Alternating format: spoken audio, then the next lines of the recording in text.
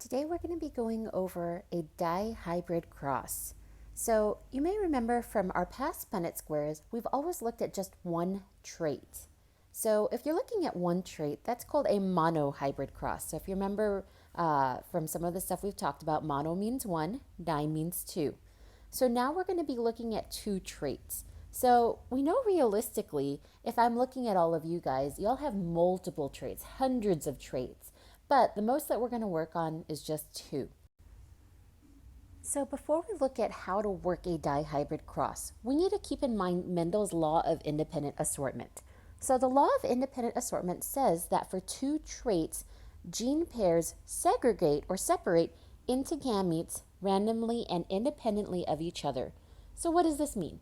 This means that whenever sperm and egg are produced, genes are assigned randomly to the sperm and the eggs. And that's why whenever you look at sperm and eggs, they're all different, and that's why siblings always look different from each other. For example, if you have half dominant and half recessive genes, that doesn't mean half of the sperm or half of the eggs are all dominant and the other half are all recessive. You're always going to give a mixture of each. And so because of this, it produces all sorts of possible combinations of alleles in the gametes. And so no two people end up looking exactly alike. And so we're going to use a large Punnett square called a dihybrid cross to show this. So in this example, we're going to be looking at geckos. So geckos are really tiny lizards, and you can see a variety of colors as well as different types of patterns on there. So for example, we're going to be looking at brown and albino geckos. We're also going to be looking at the presence or absence of a stripe. So we can have brown geckos with no stripe, brown geckos with a stripe, albino geckos without a stripe, and albino geckos with a stripe. So if we look at our genotypes, albino and stripes are both homozygous recessive genotypes.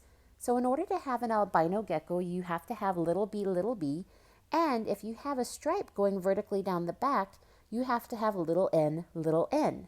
So if you have a big B genotype, you're going to have a brown gecko, and if you have a big N genotype, you're not going to have a vertical stripe.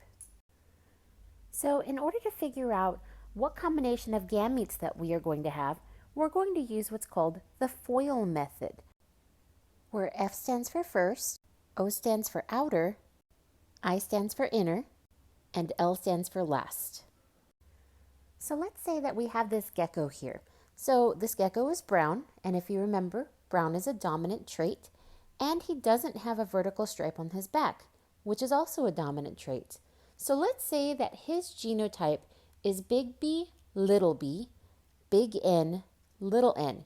He is heterozygous for both his color and for the stripe.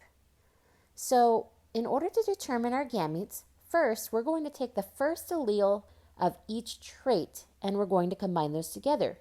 So if we look at our alleles for our color, we're going to take the big B and we're going to combine that with the first set of alleles from the stripe, which is big N. So our first gamete is going to be big B, big N. So we only have one letter of each because if you remember in your gamete, you're only giving half of your genetic information. So this particular gecko is only going to give one allele from his color and one allele for the stripe. So next, we need to look at the outside alleles. So if I look at the outside of my genotype, it's still big B, but now my outside allele for my stripe is little n. So in this particular gamete, this gecko is going to give big B, little n. Next, we're going to look at our inside letters. So now we have little b, big N, and then our last set of letters are little b, little n. So if I have a male individual and his genotype was big B, big N, little n, all the possible genotypes that you can find in the sperm are big B, big N, big B, little n, little b, big N, and little b, little n. So now we need to switch on over and figure out what we're going to do with this. All right, so if you remember, we're going to start with the genotype big B, big N, little n. So remember, big B is dominant, which means it's a brown color. Okay, so if you have big B, or big B, you have a brown gecko. Little b is going to be for an albino gecko. Okay, so little b is for albino. Big N is for no stripe. Okay, so in order to not have a stripe, you can be big N, or big N, little n. Little n is the presence of a stripe. So being albino and having a vertical stripe down the back are going to be our homozygous recessive traits. So next, if we have an individual who's big B, big N, little n, we need to figure out the gametes that it's going to pass down. And that's where we use our FOIL method. So remember, F stands for first, O stands for outer, I stands for inner, and L stands for last. So if I look at my genotype, I have it separated by traits. Okay, this is for my color, and then this is for my stripe. I always want to keep my letters together, and I want to make sure that my capital letter is always first no matter what. And you're going to see why this is important in a little bit. So if I look at my first letters, okay, my first letter for my color and my first letter for my stripe, I'm going to have big B, big N. Next, I'm going to look at my outside letters. Okay, so I'm going to look at my outside for my color and my outside for my stripe. I'm going to pair those together, and that's going to be big B, little n. Next, I'm going to look at my inside letters. So inside for my color and inside for my stripe. So when I pair those together, I'm going to have little b, big N. And then my last ones, I'm going to look at the last one for my color and the last one for my stripe. So now I have little b, little n. So something else that you'll want to notice, I kept my B's in front as well. That's going to make it easier whenever we do our dihybrid cross. So now I need to figure out what I'm going to do with these letters. So let's say that I have two parents. Let's say they both have the same genotype. So let's say I have two parents that are heterozygous for both traits. So they're big B, big N, little n. And they're going to cross with the same genotype. All right. So because my parents can only give half of the information, I can't give 4 letters. I have to give 2. And that's where I figured these out right here. These right here are the gametes for these individuals. So these 4 sets of letters are going to go onto my dihybrid cross. Okay, so don't get scared when you look at this. This is just a Punnett square, but it's a little bit bigger than your simple one. So if I look at my letters, I already have my letters up here that are going to go on the top and on the sides. They're going to be the same because both of my parents have the same genotype. So, for example, my first set of letters, big B, big N, are going to go right here. Next, I have big B, little n. My inner letters, little b, big N. And my last set of letters, little b, little n. So I can go ahead and write those on the side as well because they're the exact same. Both of my parents are the same, so I'm going to have the same letters if I FOILed it out. So same thing right here. Big B, big N. Big B, little n,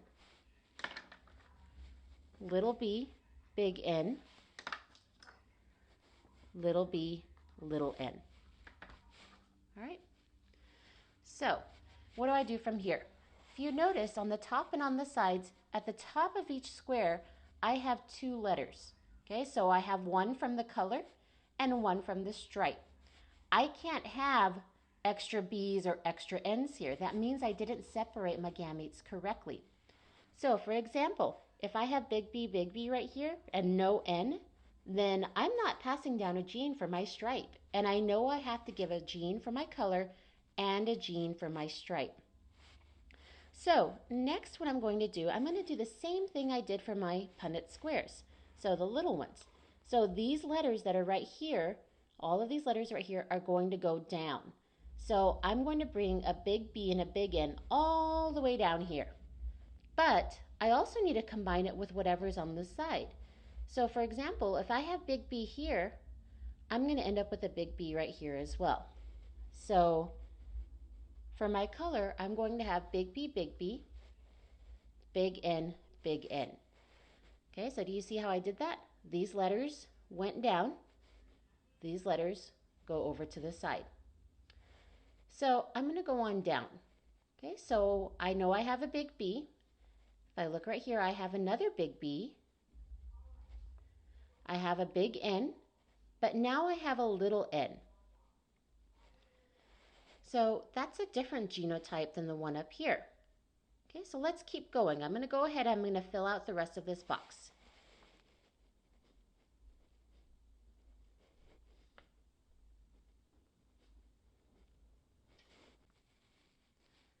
All right, so I finished filling out my Punnett square.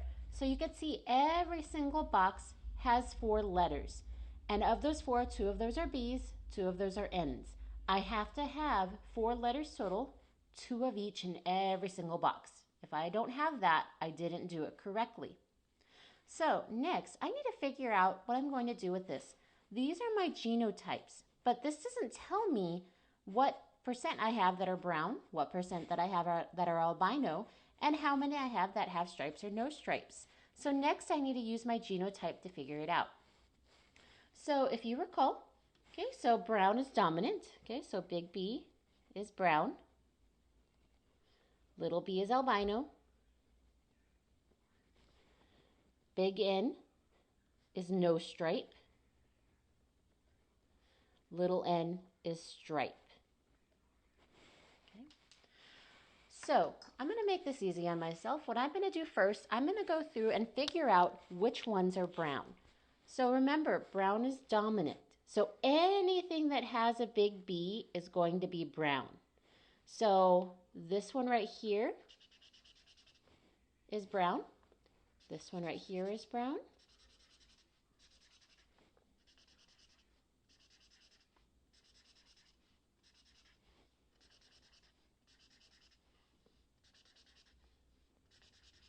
Okay. So if I count them up, I have 1, 2, 3, 4, 5, 6, 7, 8, 9, 10, 11, 12. I have 12 that are brown. But I need to remember I'm looking at 2 traits. So I want to look and see how many are brown that don't have a stripe. Okay, so remember, no stripe is dominant.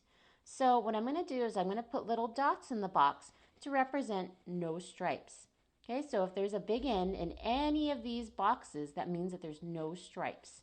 So this one is no stripes. This one is no stripes. That one's no stripes.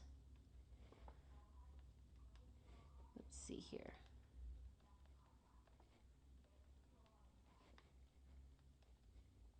And then if I look right here for my albinos, I have 1, 2, 3 that don't have stripes. So next I can go through and I can count them up. So if I look for my brown, no stripes, okay, I should have it highlighted green and have little dots inside of it. So let me count those up. I have 1, 2, 3, 4, 5, 6, 7, 8, 9 that are brown with no stripe. Okay, so I have 9 that are brown with no stripe. So next, I want to figure out how many are brown that do have a stripe.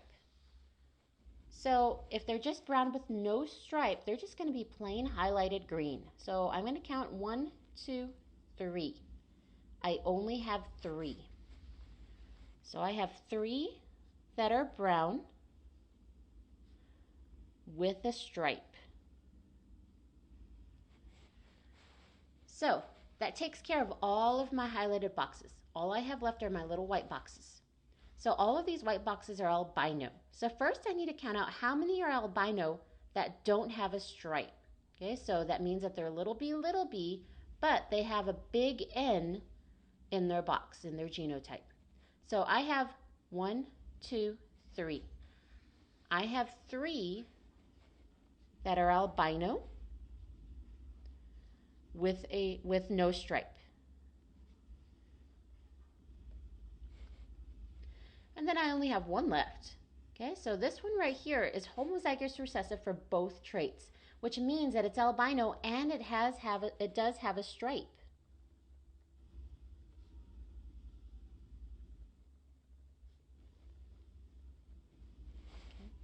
So this is my ratio, 9 to 3 to 3 to 1.